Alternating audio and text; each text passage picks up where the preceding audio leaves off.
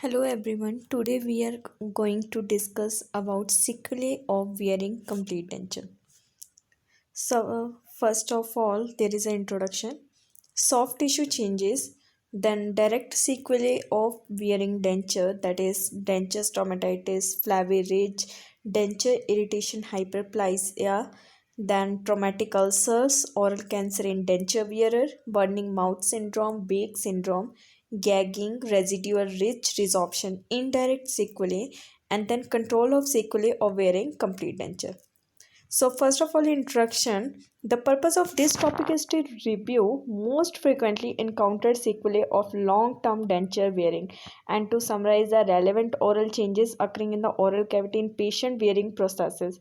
To obtain successful result with complete denture, dentist must understood the changes and must anticipate the time at which changes will occur and recognize the symptom in diagnostic phase.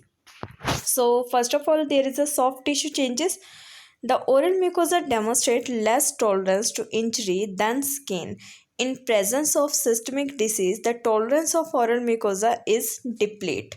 If the tolerance of mucosal tissue is exceeded by an overextended denture border result into injury and inflammation, and denture cannot be worn.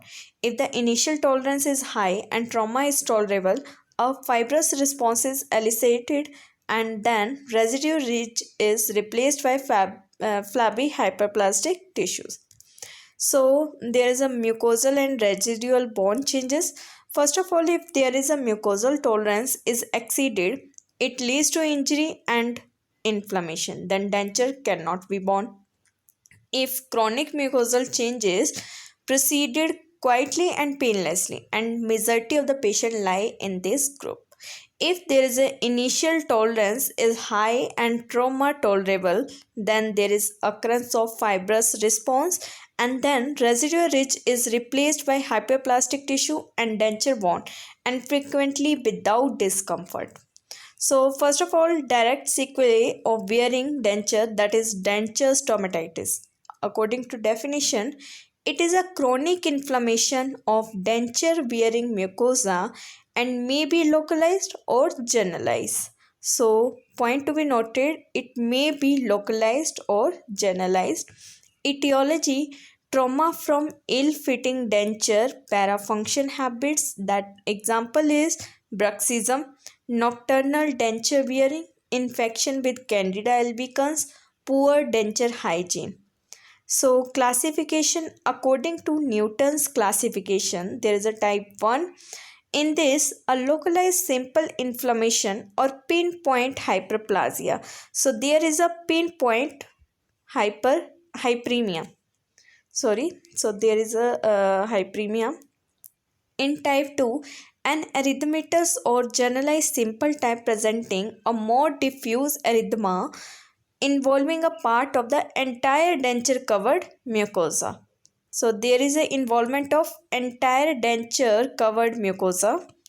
In type 3, a granular type of commonly involving the denture part of the hard palate and alveolar ridge, and Candida is causative factor in denture stomatitis. So there is a granular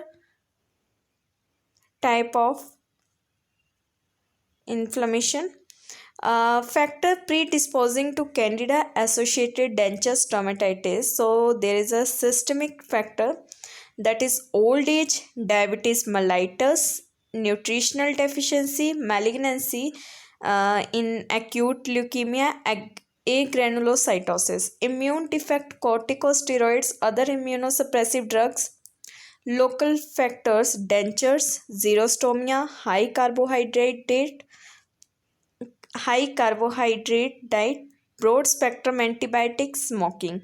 Clinical feature: it is frequently asymptomatic. A small number of patients complain of burning or itching sensation that is usually related to both the palatal and glossal mucosa, found more frequently in maxillary arc, then occasionally a granular type of palatal inflammation.